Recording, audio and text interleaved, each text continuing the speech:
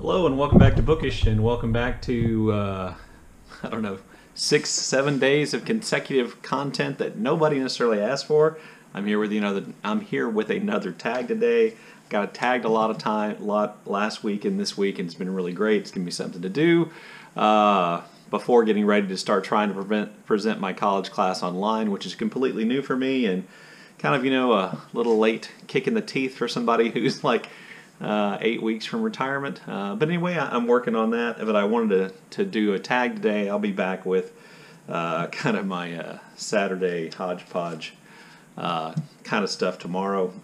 But this tag is the finance tag, and it was created by David Murphy. David Murphy is I believe he has a master's degree in finance, and he's seeking another master's degree in economics.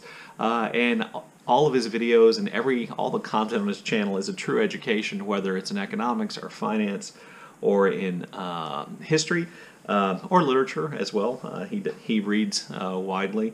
And he put together this tag based on kind of finance terms and things like that. And it looked really fun. He was kind enough to tag me to do it, so I want to do the tag. I'll leave a link to his original down below, but in true David Murphy style, the prompts are technical and long, and I'm going to read them off my phone, so if you see me squinting, that's what I'm doing. So prompt number 1, diversification is the averaging out of independent risk in a large portfolio. Hold up a few books that we wouldn't expect to find on your shelves. Okay, well this was kind of challenging for me, because I have a bad memory, and I've had my channel for a little while, and it's not always sure what I haven't shown, so I just thought I'd pick up kind of some random books that I'm pretty sure I've never talked about, that kind of show some of my interests, which I haven't talked about on my channel, I don't think.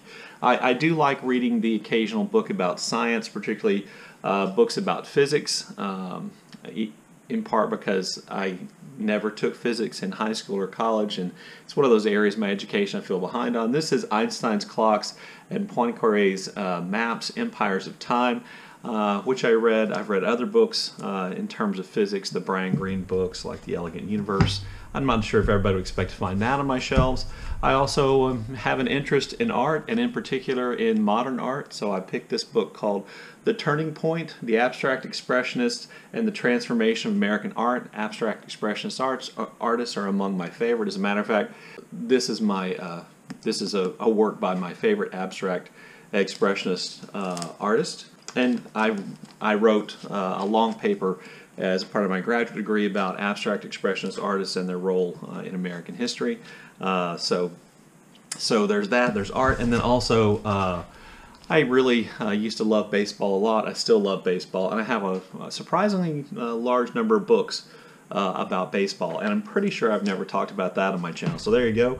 There are some unexpected books, I think, that you might find on my shelves. Alright, so prompt 2 is past results are not indicative of future outcomes. Tell us about a book or an author you disliked or were indifferent about on first reading, but gave a second chance and ended up liking. Okay, so a book that I was indifferent about the first time I read it is a book I featured on my channel before. That's Plain Song by Kent Harif. I read this the first time, and I really just kind of thought, it's all right. At the encouraging of Kelly from Books I'm Not Reading, Jason, her husband, Old Blues Chapter and Verse, I picked up again and reread it last year, and I really liked it. I did also pick up a book by Thomas Hardy this Victober, and Thomas Hardy is an author that I don't know what that was, that I fairly intensely dislike, and I will say that I moved from dislike to indifference in terms of Hardy as a result of Far From the Madding Crowd, which is by far the best, most enjoyable Thomas Hardy book I've read. So prompt 3, the effect of earning interest on interest is known as compound interest. Name a book that has aged remarkably well, or a book that gets better each time you read it. And I'm going to give, an answer which many are going to find pretentious, but that is The Sound and the Fury.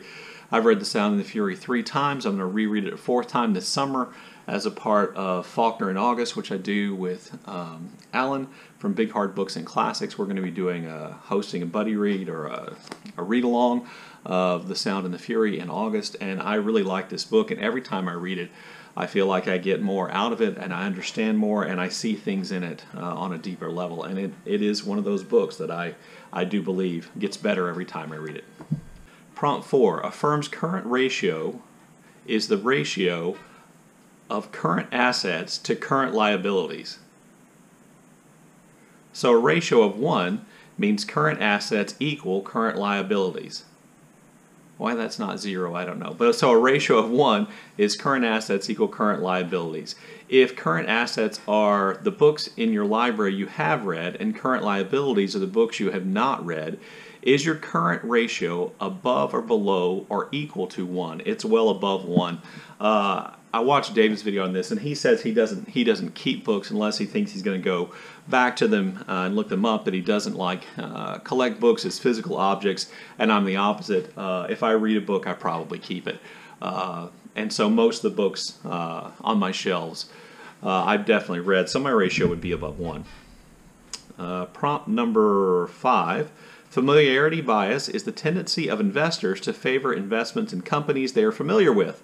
What is a book you go back to out of familiarity? A book I go back to out of familiarity. Well, I think my standard answers here would be Tolkien. That would be one. I've talked about the Upanishads or the Upanishads several times that I go back to over and over again. So those would be books that I think of in terms of familiarity. Prompt number 6 is investors are always seeking alpha, seeking a non-zero difference between a stock's expected return and its required return. What is an underrated book or a book that should be more well-known but isn't? And I'm going to go with Enduring Love by Ian McEwan. I know Ian McEwan has definitely fallen out of favor in terms, I think, of the literary world. Something about him winning the Booker Prize for Amsterdam, which I think most people thought of as a not very deserving win. And then his kind of, I don't know if it was his branching off to more commercial areas or more conventional writing, I think has kind of hurt his reputation a little bit. I think this is by far Ian McEwan's best book, better than Atonement. It is about obsession and weird obsessions and our perceptions of things, and I really thought it was a good book, and so I think that's a book that's underappreciated. Enduring Love by Ian McEwan. Okay, prompt 7. A derivative is a security the payoff of which depends solely on the prices of other marketed assets. Tell us about a book you thought was derivative. The book I chose as derivative was Norman Mailer's The Naked and the Dead. I'm not sure this is entirely fair. This is a really big book. Almost, it is more than 700 pages. It is and was for a long time widely regarded as kind of the preeminent or the best World War II book. It made Norman, I think it helped make Norman Mailer's reputation as kind of the American writer, the inheritor maybe of Hemingway's reputation afterwards. But I'll be honest with you, despite like writing style differences and a certain uniqueness about the setting of The Naked and the Dead, there were no incidents in The Naked and the Dead that I can think of that I hadn't seen or hadn't read in a piece of American World War I fiction, that I hadn't found in Company K, or that I hadn't found in Through the Wheat, or I hadn't found in Hervey Allen's Toward the Flame. That there were a lot of things in there which, like things about officers not knowing what they're doing, like things about the execution of prisoners that are just can be found in World War I fiction as well, and I thought it was largely derivative in that case. And maybe it's just that, if you write about the realities of war, the realities of war repeat themselves. At any rate, I thought it was somewhat derivative. Prompt number 8. A share repurchase is when a company uses cash to buy back its own stock. And then apparently, when things go bad, they ask the government to give them more of our tax dollars to bail them out. Anyway, tell us about a book you own too many copies of. Well, there are a number of different books that I own 2 copies of.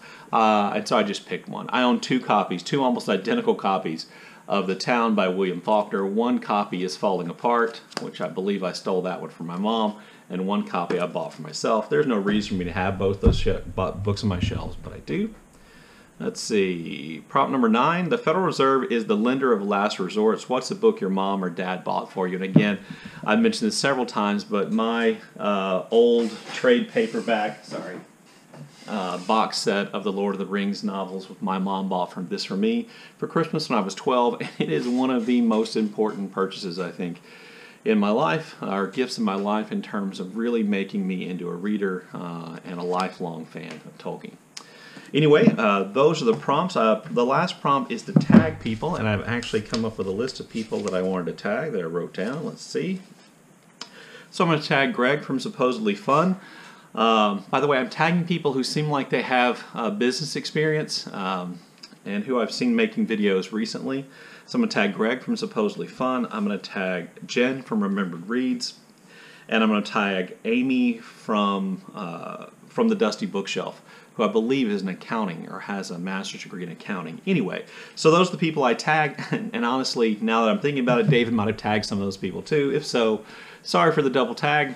Look forward to your comments in the comment section below, and as always, thank you for watching.